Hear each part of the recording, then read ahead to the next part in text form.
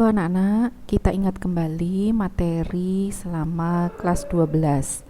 Di sini kita sudah belajar tentang bab 1 dimensi 3, bab 2 statistika, dan yang akan kita pelajari sekarang gilirannya adalah bab 3 kaidah pencacahan. Kalau kita sudah mempelajari ini, maka kita bisa beralih ke bab 4 tentang peluang kejadian. Ingat, kaidah pencacahan merupakan teori yang mendasari untuk belajar peluang kejadian. Nah, kita berpindah ke bab 3 kaidah pencacahan. Apa saja yang dipelajari di kaidah pencacahan? Ada dua hal. Yang pertama tentang aturan penjumlahan dan aturan perkalian. Kemudian yang kedua adalah faktorial, permutasi, dan kombinasi. Khusus pertemuan ini akan kita fokuskan belajar tentang aturan penjumlahan dan aturan perkalian. Apa saja yang dibahas? Apa bedanya? Nah, mari kita ke penjelasan berikut ini. Pada aturan penjumlahan dan aturan perkalian, yang pertama adalah kita melakukan percobaan dan apa hasil percobaannya. Baru setelah itu kita bandingkan menggunakan teori yang manakah, apakah itu aturan penjumlahan ataukah menggunakan teori aturan perkalian.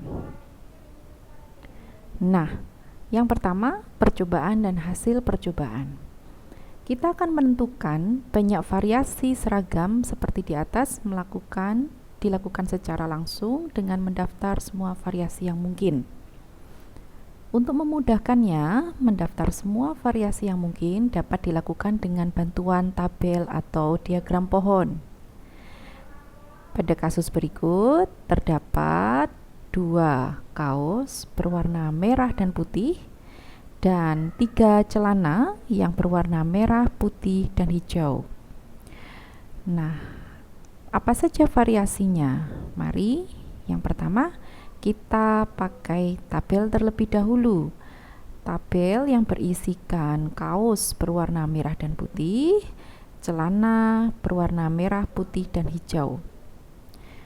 Nah, pada tabel ini terdapat variasi kaos merah, celana merah, kaos merah, celana putih, kaos merah, celana hijau, dan kaos putih, celana merah, kaos putih, celana putih, kaos putih, celana hijau. Nah, jadi ada berapa variasinya? Terlihat di tabel ada 6. Selain tabel, kita juga bisa menggunakan diagram pohon. Dari variasi 2 kaos berwarna merah dan putih itu, dan 3 celana yang berwarna merah, putih, dan hijau. Apabila menggunakan diagram, maka yang paling populer adalah kita menggunakan diagram pohon. Seperti ini. Kaos merah dan putih. Nah, dari masing-masing warna kita buat cabang. Ada 3 cabang. Kenapa 3 cabang? Karena celananya ada 3 warna, merah, putih, dan hijau. Jadi dari kaos merah ada 3 cabang, celana merah, celana putih, celana hijau. Begitu juga dengan yang kaos putih, juga ada 3 cabang, celana merah, celana putih, celana hijau.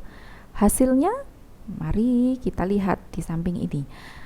Variasinya adalah kaos merah, celana merah, kaos merah, celana putih, kaos merah, celana hijau. Dari diagram pohon yang sama, cabang yang lain didapat hasil kaos putih, celana merah, kaos putih, celana putih, dan yang terakhir kaos putih berwarna hijau. Nah, anak-anak bisa lihat ada berapa hasilnya? Ada 6. Samakan hasilnya dari diagram pohon dan tabel. Nah, setelah kalian memahaminya, kalian boleh menggunakan tabel ataupun diagram pohon untuk mengetahui hasil percobaannya. Oke, mari kita ke penjelasan berikutnya. Tentang aturan penjumlahan. Nah, apa sih aturan penjumlahan? Apabila diketahui kejadian pertama mempunyai M hasil yang mungkin dan kejadian kedua mempunyai N hasil yang mungkin, jika salah satu dari kedua kejadian itu harus terjadi, banyak hasil yang mungkin adalah M ditambah N. Nah, di sini operasinya adalah penjumlahan, oleh karena itu ini merupakan teori dari aturan penjumlahan. Sebagai contoh, ada 3 siswa sekelas bernama Andi, Budi, dan Caca. Rumah Budi berada di antara rumah Andi dan Caca. Dari rumah Andi ke rumah Budi terdapat 3 jalan yang dapat dilewati. Dari rumah Budi ke rumah Caca terdapat 5 jalan yang dapat dilewati. Nah, dari skenario ini dapat diperhatikan gambarannya sebagai berikut. Dari Andi ke Budi, 3 jalan tadi diberi nama A, B, C. Dari Budi ke Caca ada 5 jalan diberi nama jalan 1, 2, 3, 4, 5. Suatu hari Budi tidak masuk sekolah. Ia harus ke rumah Budi atau Caca untuk meminjam buku catatan. Pertanyaannya, A. Berapa banyak jalan yang dapat dilalui Budi untuk meminjam buku catatan? B. Sebutkan jalan yang dapat dilalui Budi untuk meminjam buku catatan. Mari kita bahas satu persatu. Pembahasan yang pertama, A. Banyaknya jalan yang dapat dilalui Budi untuk meminjam catatan adalah 8 jalan. Kenapa demikian? Karena Budi bisa meminjam buku ke rumah Andi atau Budi meminjam buku ke rumah Caca. Dalam hal ini, Budi bisa meminjam salah satu, mau ke rumah Andi atau mau ke rumah Caca. Ya. Pertanyaan yang kedua, jawabannya, pembahasannya sebagai berikut.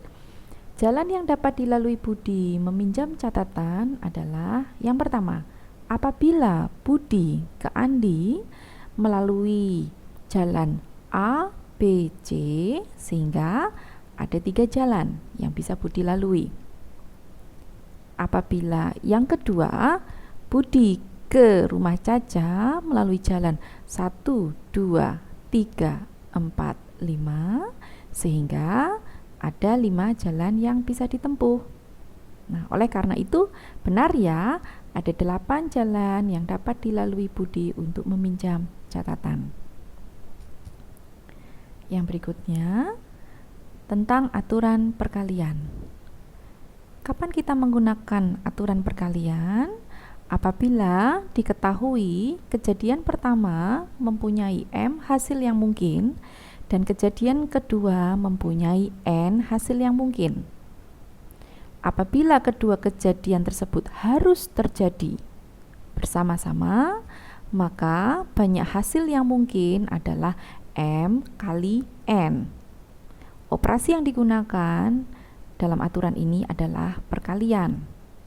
Sebagai contoh, dari angka-angka 0, 1, 2, 3, 4, 5, dan 6 akan dibentuk bilangan ribuan. Tentukan banyak bilangan ribuan yang dapat dibentuk. Pertama kali, angka-angka tadi dapat menempati nilai tempat ribuan ada 6 angka, yaitu 1, 2, 3, 4, 5, dan 6. Kenapa angka 0 tidak bisa menempati angka ribuan? Karena apabila 0 menempati angka ribuan, maka tidak bisa terbentuk angka ribuan, melainkan angka ratusan. Sehingga untuk bisa membentuk angka ribuan, digit pertamanya atau nilai tempat ribuan harus ada angkanya. Yang bisa kita pilih adalah angka 1, 2, 3, 4, 5, dan 6. Jadi ada 6 cara untuk mengisi nilai tempat ribuan. Mari kita susun pada tabel di samping ini.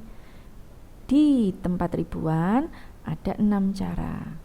Yang berikutnya, Angka-angka yang dapat menempati nilai tempat ratusan, puluhan, dan satuan ada berapa angka? Ada 7, yaitu angka 0, 1, 2, 3, 4, 5, dan 6. Oleh karena itu, ada 7 cara untuk menempati nilai tempat ratusan, puluhan, dan satuan. Nah, kita isikan di tabel. Pada nilai tempat ratusan ada 7 cara, pada nilai tempat puluhan ada 7 cara, pada nilai tempat satuan ada 7 cara. Sehingga banyaknya bilangan ribuan yang dapat dibentuk adalah 6 kali 7 kali 7 kali 7 sama dengan 2058.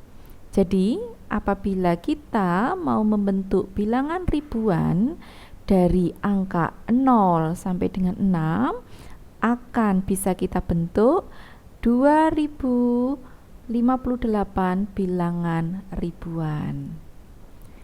Oke, jadi apa perbedaannya? Aturan penjumlahan salah satunya harus terjadi. Pada aturan perkalian, keduanya harus terjadi. Nah,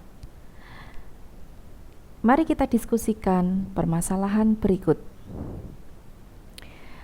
Andi, Budi, dan Caca, teman sekelas. Rumah Budi berada di antara rumah Andi dan Caca. Dari rumah Andi ke rumah Budi terdapat 3 jalan. Dari rumah Budi ke rumah Caca terdapat 5 jalan yang dapat dilewati. Kita akan mendiskusikan permasalahan ini pada pertemuan berikutnya melalui Zoom meeting. Nah, kalian bisa memikirkannya terlebih dahulu 3 permasalahan yang perlu kalian diskusikan. Gitu. Yang pertama, berapa banyak jalan yang dapat dilalui Andi ke rumah Caca apabila harus melewati rumah Budi terlebih dahulu? Yang kedua, berapa banyak jalan pergi dan pulang atau PP yang dapat dilalui Andi ke rumah Caca apabila harus melewati rumah Budi terlebih dahulu? Dan yang terakhir, berapa banyaknya jalan yang berbeda pergi dan pulang atau PP yang dapat dilalui Andi ke rumah Caca apabila harus melewati rumah Budi terlebih dahulu. Nah, sampai jumpa di pertemuan berikutnya anak-anak. Semoga kalian sehat selalu. Wassalamualaikum warahmatullahi wabarakatuh.